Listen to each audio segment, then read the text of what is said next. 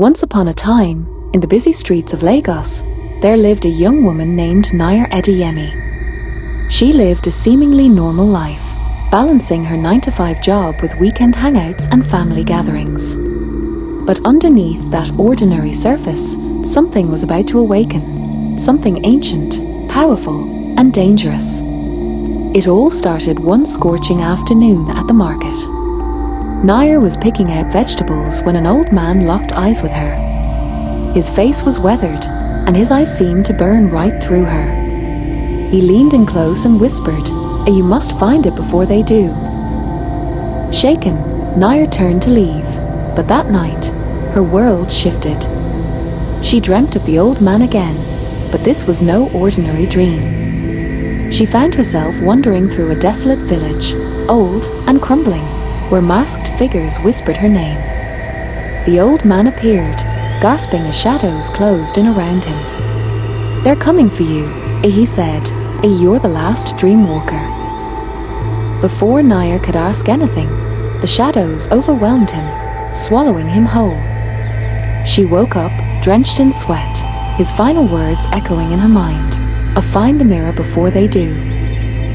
The next day, things around her felt off. The shadows in her apartment seemed to move on their own. Her reflection in mirrors flickered oddly, like it was watching her. Naya's dreams grew darker, wilder.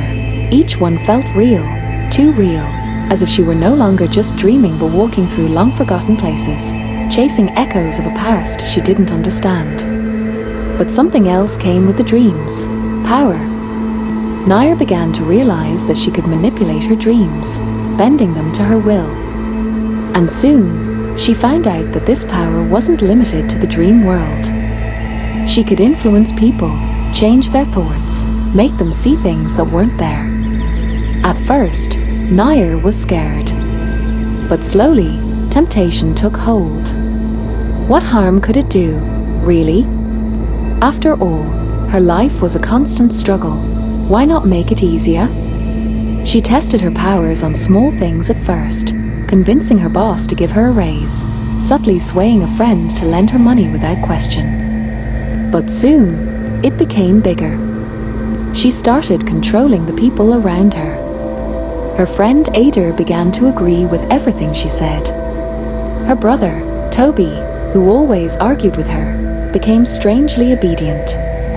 It was fun at first, like living in her own dream world where everyone did exactly what she wanted. She began pushing the limits of her power. At a family gathering, when her aunt started berating her for not being married yet, Naya subtly shifted the conversation. Suddenly, the attention turned to her cousin, and her aunt began praising Naya instead, calling her successful and independent. Everyone nodded in agreement, just as Naya willed them to. But with every use of her powers, the dreams grew darker. The shadows, those faceless, nameless beings that had killed the old man, started appearing in her waking life. They whispered at the edges of her vision, in the corners of rooms, their presence growing stronger with every selfish act she committed. The more she bent the world to her will, the more they seemed to notice. One night, while in the dream world, she stood in front of the mirror of dreams. It was hidden deep within the ruins of an ancient Yoruba shrine, and in it, she saw her reflection, a twisted, dark version of herself, consumed by greed. The reflection spoke, its voice low and sinister, "The power you seek comes at a price. Every dream you control brings you closer to them." Fear crept in. The shadows wanted the mirror, and they wanted her. Desperate, Naya tried to stop using her powers, but the damage was done. People around her started acting strangely even when she wasn't manipulating them. Her friends were becoming distant. Her brother, once her protector, seemed hollow, like a puppet. It was as if the shadows had begun to corrupt her world, feeding off the control she'd once relished.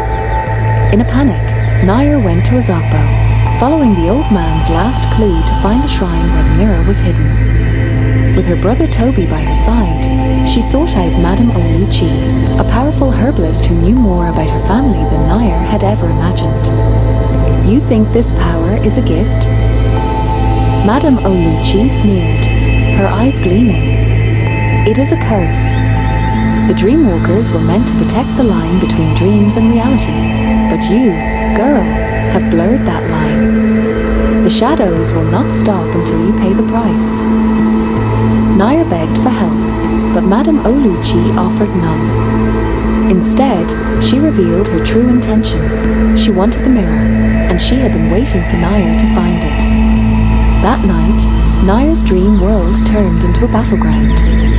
The shadows were everywhere, pulling at her from all sides. Madame Olucci appeared, trying to seize control of the mirror. In the dream, Naya could feel her strength waning, her mind weakening under the weight of her mistakes. But just when all seemed lost, her ancestors, the Dreamwalkers of old, came to her aid. With their guidance, Naya finally learned to harness her power the way it was meant to be used, not for control, but for balance. She fought back against Madame Olucci and the shadows, wielding the mirror's power not to manipulate, but to restore the barrier between dreams and reality. In a final burst of energy, Naya shattered the mirror, severing the connection between the shadow realm and the waking world. Madame Olucci vanished, swallowed by her own greed, and the shadows were pushed back into the darkness from which they came. Naya woke up, disoriented and alone. The world seemed normal again, but something felt off. People were no longer under her influence, but they were distant. Her brother, her friends, they didn't look at her the same way anymore. The consequences of her selfish use of power had left a permanent mark. And then, one morning, she stood before her mirror, her own eyes staring back at her. Only this time, her reflection spoke, its voice cold and distant. "You think you're awake?" it whispered. "You'll never wake up, Naya. This is just the beginning." Naya had always been strong, determined, and willing to bend the rules to get what she wanted. But now, trapped in the dream world, her strength was breaking. She pounded her fists against the mirror, screaming for her family to hear her, to find her. But her voice didn't carry. The reflection of her living room was her prison, and though her family searched for her, crying out her name, they would never find her. Days turned to weeks, and soon they assumed the worst. Naya was gone, vanished without a trace. Then something more terrifying began.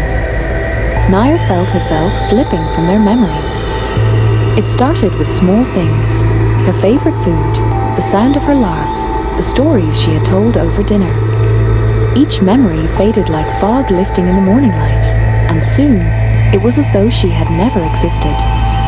Desperate, Naya wandered the desolate dreamscape, searching for an answer, any way to break free. That's when she met him, a man with two heads, each one whispering and arguing with the other.